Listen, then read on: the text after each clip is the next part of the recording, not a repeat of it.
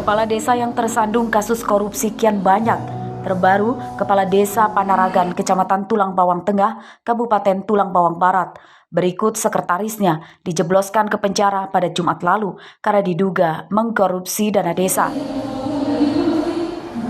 Kedua tersangka yakni Fajar Ahmad Effendi dan sekretaris desa bernama Edi Purwanto. Keduanya dipakaikan rompi tahanan setelah menjalani pemeriksaan selama 4 jam di kantor Kejaksaan Negeri Tulang Bawang. Keduanya diduga mengkorupsi dana belanja desa tahun 2021, kerugian negara lebih dari 400 juta rupiah. Kita telah menetapkan 2 orang tersangka atas nama inisial FAE dan EP atas dugaan perkara tindak pidana korupsi penyalahgunaan serta penyimpangan anggaran dan belanja pada Tiup Panaragan Kecamatan Tulang Bawang Tengah Kabupaten Tulang Bawang Barat yang dalam waktu dekat akan segera kita limpahkan ke pengadilan tindak pidana korupsi. Kedua tersangka ditahan di Rutan Menggala Tulang Bawang sebelum dilimpahkan ke pengadilan negeri. Keduanya terancam hukuman 20 tahun penjara.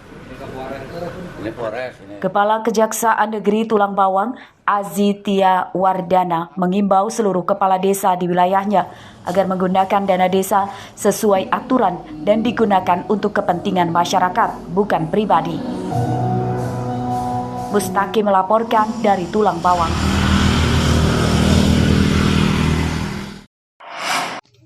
Tanya sama batasnya apa? Iya, ya pas mau lebaran kemarin toh. Sejumlah sapi di desa Ringin Sari, Kecamatan Banjarmargo, Tulang Bawang mendadak lumpuh. Warga meminta pemerintah segera membantu menanganinya karena dikhawatirkan sapi itu terserang penyakit mulut dan kuku. Gejala yang dialami sapi sebelum lumpuh itu rata-rata sama, seperti demam, kejang otot, dan tiba-tiba saja ambruk hingga tidak bisa berdiri kembali. Pagi masih sehat, tapi sore itu mau dikandangin udah nggak bisa jalan, lumpuh dia, sakit kaki belakang. Kaki yang sebelah mana? Sebelah kanan, dia pincang jalannya. Kalau untuk makannya gimana, Mas? Kalau untuk makan normal sih, biasa. Minum Biasa. Di desa Ringin Sari, 5 sapi mengalami kelumpuhan dan hingga kini belum bisa berjalan. Meski demikian, tim kesehatan hewan Tulang Bawang menyatakan sapi itu bukan terserang PMK karena mulutnya tidak berbusa dan kakinya tidak pecah-pecah. Ini sakit demam, tapi yang dia ininya kena kejang otot di kaki belakang. Ya, moga-moga ini aja udah kita suntik, moga-moga bisa udah sembuh gitu. Masalahnya kalau cuma kejang otot nggak terlalu parah, beda sama kayak PMK. Cuman beda kita dari makan. Berdasarkan diagnosa tim kesehatan hewan, sapi yang lumpuh itu terdampak musim pancaroba. Pemilik ternak diimbau meningkatkan kebersihan kandang dan rutin memberi pengasapan di sekitar kandang untuk mengusir nyamuk dan lalat yang membawa penyakit. Mustaki melaporkan dari Tulang Bawang.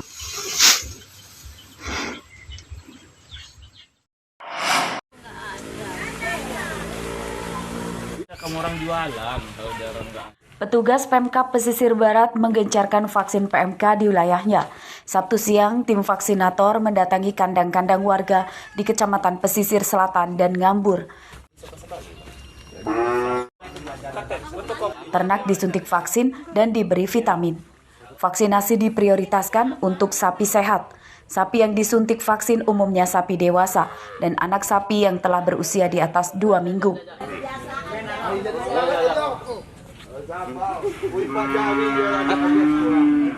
Pemkab Pesisir Barat masih kekurangan vaksin karena jumlah yang diterima tidak sesuai dengan jumlah ternaknya.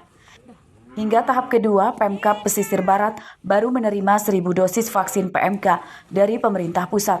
Padahal jumlah ternak yang terdata ada 9.000 ekor.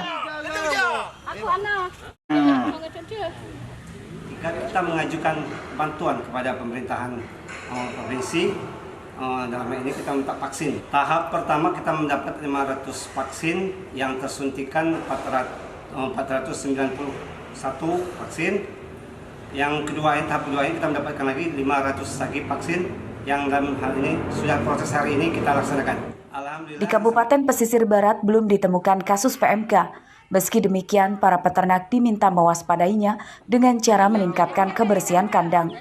Kasus PMK di Lampung ditemukan di 6 kabupaten, yakni Mesuji, Tulang Bawang Barat, Tulang Bawang, Lampung Timur, Lampung Tengah, dan Metro.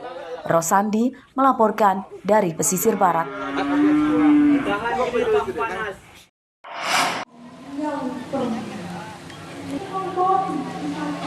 Hujan tak menyurutkan antusiasme warga mendaftar di gerai vaksinasi yang digelar dalam acara Bandar Lampung Expo di Kelurahan Waida di Sukarame. Antrian warga sejak pagi dan mereka umumnya mendaftar akan divaksin booster. Petugas tidak membatasi jumlah pendaftar dan menyediakan lebih dari 2.000 dosis setiap harinya. Petugas melayani seluruh vaksinasi, mulai dari pertama hingga booster. Syarat vaksinasi, warga hanya diminta menyerahkan 1 lembar fotokopi KTP saja. Ini mau vaksin yang keberapa nih, Mbak? Ketiga. Ya. Tahu informasi ini dari mana, Mbak? Dari Bapak Kos. Oh, dari Bapak Kos. Ya. Nah, ini ngantri-ngantri hujan nih, gini. Iya, biar bisa vaksin. Ini nggak apa-apa ini hujan-hujan ini. Nggak apa-apa. Semangat ya. Semangat. Ya merasa senang lah dilayani dengan baik.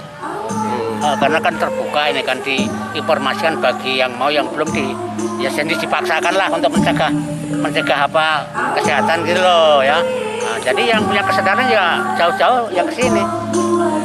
Kalau saya mau udah tahu lama, cuman saya nggak sempat karena kan kerjanya kan tani di gunung. Nah, ini pas pulang sini ya saya harus vaksin ke sini gitu loh.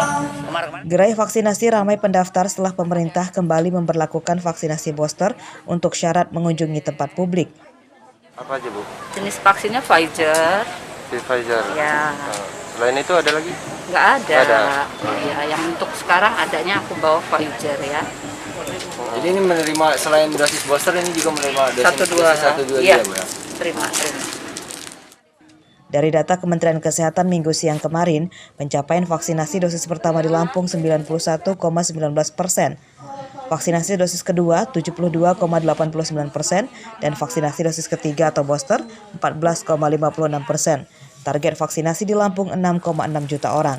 Jeffrey Arifin melaporkan dari Bandar Lampung.